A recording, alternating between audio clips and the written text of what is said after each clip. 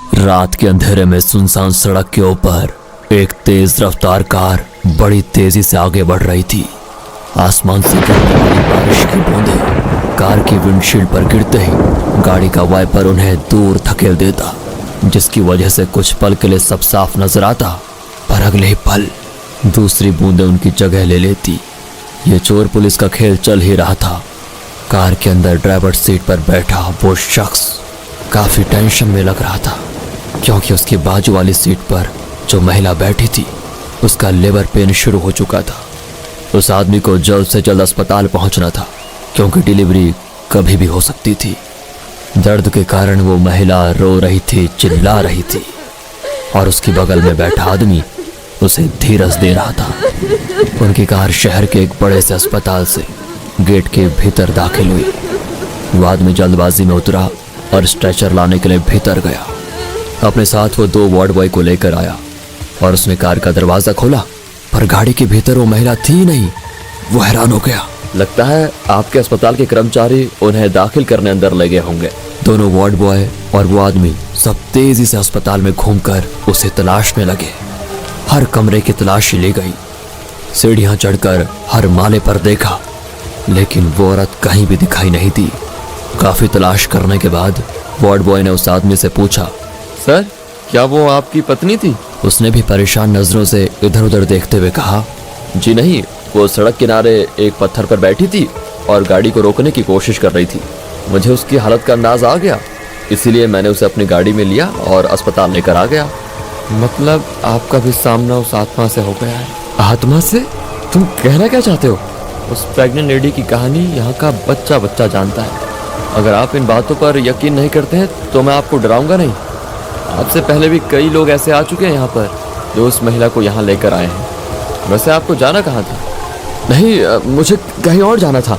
वो मुझे रास्ते में मिल गई, मैं उसको अस्पताल लेकर आके। आप एक काम करिए, छोड़िए, मैं चलता हूँ। इतना कहकर वो अपनी गाड़ी में बैठा और दोबारा अपनी मंजिल की तरफ जाने लगा। सड़क से गुजरते हुए वो एक चौराहे के पास पहुंचा।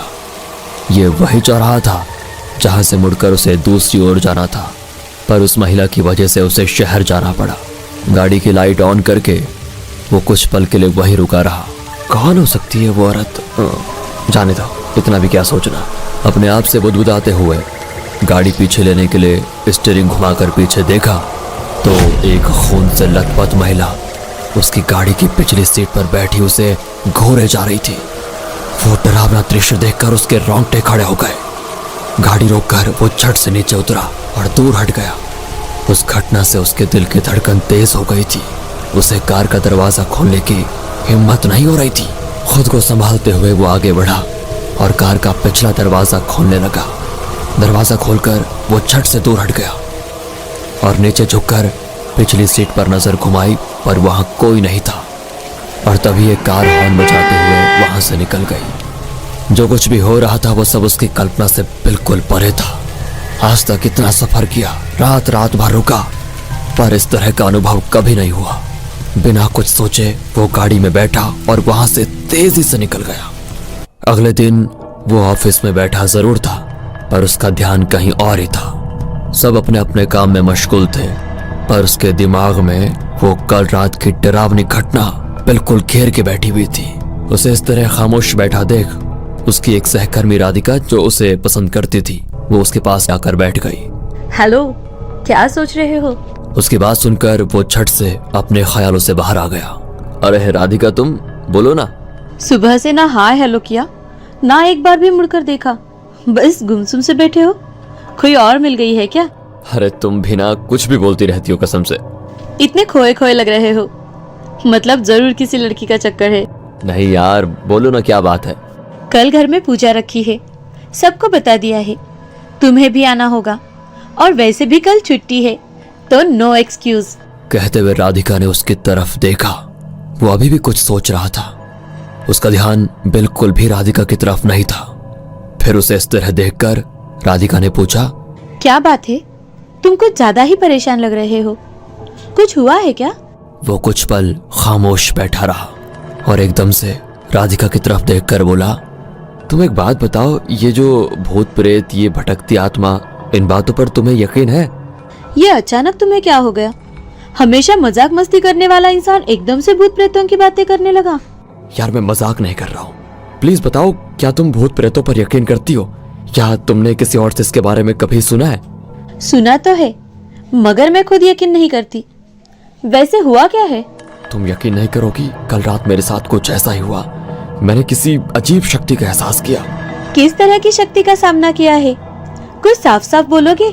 उसकी बात सुनकर उसने आंखें बंद कर अपना सर दोनों हाथों से पकड़ा और टेबल पर सिर रखकर वैसा ही बैठा रहा। सब कुछ शांत लग रहा था, पर अगले ही पल उसके कानों में अजीब सी आवाज गूंज उठी। आवाज किसी छोटे बच्चे के हंसने की आवाज। उसने ऊपर देखा तो पूरा ऑफिस खाली पड़ा था। छत पर कई सारी ट्यूबलाइट्स में से कुछ बंद चालू हो रही थी। सिर्फ एक पल में ये मंजर बदला हुआ देखकर उसकी सांसें अटक गई और दोबारा उसे किसी बच्चे की खिलखिलाने की आवाज आई। उसने झट से मुड़कर आवाज की तरफ देखा। बाईं तरफ कुछ दूरी पर बाथरूम था, पर वहां की लाइट बंद होने के कारण कुछ साफ नजर नहीं आ रहा था। उसने गौर से देखा तो वहां कोई बाथरूम के अंदर उसी को झांकता नजर आया। उसका दिल जोर जोर से धड़क रहा था। फिर भी हिम्मत जुटाकर वो बाथरूम की तरफ जाने लगा। बाथरूम के भीतर की लाइट चालू बंद हो रही थी, जिसकी वजह से कभी अंधेरा तो कभी उजाला हो जाता। वो बाथरूम के दरवाजे के पास पहुंच गया था। उसने आधे खुले दरवाजे से अंदर झांक कर देखा, पर कुछ भी नजर नहीं आ रहा था। तभी उसे अपने पीछे किसी के होने का एहसास हुआ, जैसे पीछे खड़ा कोई उसके काफी करीब पहुंच चुका था। डर के कारण उसकी गर्दन पर जमे पसीने के ऊपर पीछे खड़े शख्स की सांसों का एहसास हो रहा था। वो इतना डरा हुआ था कि उसे खुद अपने दिल की धड़कन बिल्कुल साफ साफ सुनाई दे रही थी। गला पूरी तरह सूख चुका था। पीछे से आ रहा वो डरावना एहसास उसकी बर्दाश्त से बाहर हो गया। उसने हिम्मत जुटाई और झट से पीछे मुड़कर देखा, पर पीछे तो कोई है ही नहीं। पूरा ऑफिस बिल्कुल खाली पड़ा था। उसकी जान में जान आ गई।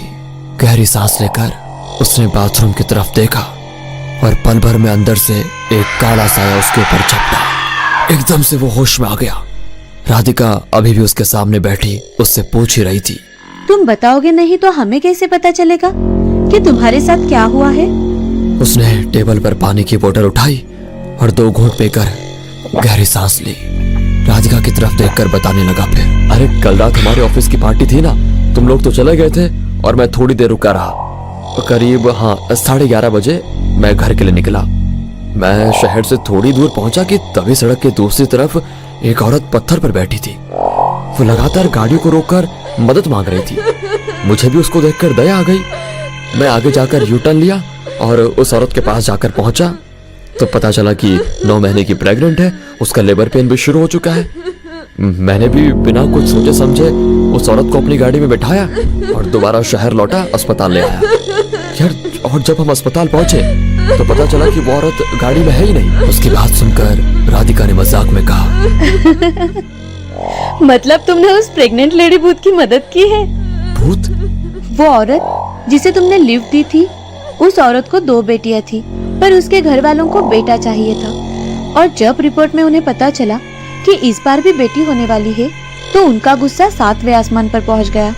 उन्हें अपनी जायदाद के लिए वारिस चाहिए था। उसे अपने रास्ते से हटाने की हर मुमकिन कोशिश वे करने लगे, पर लोगों का शक न जाए इसलिए सोच समझकर काम कर रहे थे। फिर वो रात आ गई। रात होते होते उस औरत का लेबर पेन शुरू हो गया, पर जानबूझकर घर वालों ने उसे अस्पताल नहीं पहुंचाया। वो रो रही थी, अस्पताल ले जाने के लिए हाथ जोड़ रही थी और रात के करीब 2 बजे वे उसे अस्पताल लेकर जाने लगे। रात का समय होने के कारण सड़क बिल्कुल खाली थी, सुनसान इलाका, और सड़क के दोनों तरफ झाड़ियां देखकर उसके पति ने उसकी तरफ का दरवाजा खोला और उसे चलती गाड़ी से धक्का देकर फेंक दिया। कैसे वैश्य लोग हैं? फिर क्या हुआ? अगले दिन किसी राहगीर को वो औरत सड़क के किनारे गड्ढे में पड़ी नजर आई। पास में उसकी बेटी भी थी। दोनों मर चुकी थी। और उसकी बाकी की 2 बेटियां, उनका? उन्हें कौन पालने वाला? एक दिन उनका बाप एक बड़े घर की चौखट पर उन दोनों को बिठाया, जो अनाथ आश्रम था, और चॉकलेट लाने गया, पर कभी वापस नहीं आया। अपनी कार निकाली और अपने घर जाने लगा। आवाजाही काफी कम थी। घर पहुंचा और सारी घटनाएं उसके दिमाग में किसी बवंडर की तरह घूमने लगी। वो बेड पर लेटा जरूर था, पर उसे नींद नहीं आ रही थी। रह रहकर उसके सामने उस बेबस औरत का चेहरा नजर आ रहा था। वो उठकर बैठ गया। उसने टेबल पर रखी चाबियां उठाई और घर से बाहर निकला। कार लेकर वो दोबारा शहर की तरफ जाने लगा। कुछ ही देर में वो उसी जगह पहुंच गया था जहां कल रात उस महिला को उसने लिफ्ट दी थी। पल भर वो वहीं रुका रहा। इलाका काफी सुनसान और घनी झाड़ियों से घिरा हुआ था। दिन के वक्त जो गाड़ियां हर 2 मिनट में गुजरती थी, रात के वक्त तो बिल्कुल ना के बराबर हो जाती। अपनी गाड़ी में वो वैसे ही बैठा रहा। गाड़ी के दोनों तरफ के शीशे नीचे कर दिए थे। वो कभी सिर के ऊपर लगे शीशे पर पिछली सीट पर नजर डालता तो कभी दोनों खिड़कियों से बाहर देखता। अगले कुछ मिनट तक गहरा सन्नाटा पूरे इलाके में छाया रहा। अगले ही पल सामने वाले शीशे पर ऊपर से घने बाल नीचे से उठते हुए नजर आने लगे। ये देखकर उसकी जान बिल्कुल हलक में आ गई थी और फिर आधा चेहरा ऊपर से अंदर झांकता हुआ दिखाई दिया। उसने गाड़ी शुरू की और तेज रफ्तार से यू टर्न लेते हुए घर की तरफ दौड़ाई। सुबह हो चुकी थी। अच्छी तरह तैयार होकर वो अपनी गाड़ी में बैठ गया। राधिका के घर जाना था। वो भी राधिका को मन ही मन पसंद करता था। आज उसके घर में पूजा भी थी, तो आज अच्छा मौका था उसे अपने दिल की बात बताने का। पर रह रहकर वो डरावनी बात उसके दिमाग को बार बार परेशान कर रही थी। राधिका के घर पहुंचा तो लोग बैठकर खाना खा रहे थे। टेबल पर रखी एक तस्वीर को लोगों ने काफी फूल चढ़ाए हुए थे। शायद राधिका के घर में किसी की बरसी थी। उसे देखकर राधिका दौड़ते हुए आगे आई और बोली, तुम्हारा आना आज मेरे लिए सबसे ज्यादा इम्पोर्टेंट है, क्योंकि आज मेरी माँ की 14वीं बरसी है। उसका हाथ पकड़कर वो अपनी माँ की तस्वीर के सामने ले गई। राधिका अपनी माँ की तस्वीर के सामने हाथ जोड़े आंखें बंद करके खड़ी थी। उस तस्वीर को देखकर उसे समझ आ गया कि जिस प्रेग्नेंट औरत की आत्मा को उसने लिफ्ट दी थी वो राधिका की ही माँ थी। वो हैरान हो चुका था, पर अगले ही पल उसने खुद को कैसे भी करके संभाल लिया। अपने पॉकेट में हाथ डालकर वो छोटी सी अंगूठी निकाली और तस्वीर के सामने ही राधिका की उंगली में पहनाते हुए कहा, सासू माँ, मैं आपकी बेटी से बहुत प्यार करता हूँ और शादी करना चाहता हूँ। बस आपका आशीर्वाद चाहिए। राधिका ने आंख खोलकर उसकी तरफ देखा, पर अब वो आंखें बंद करके राधिका की माँ की तस्वीर के सामने हाथ जोड़कर खड़ा था और राधिका की आंखों से खुशी के आंसू बहने लगे।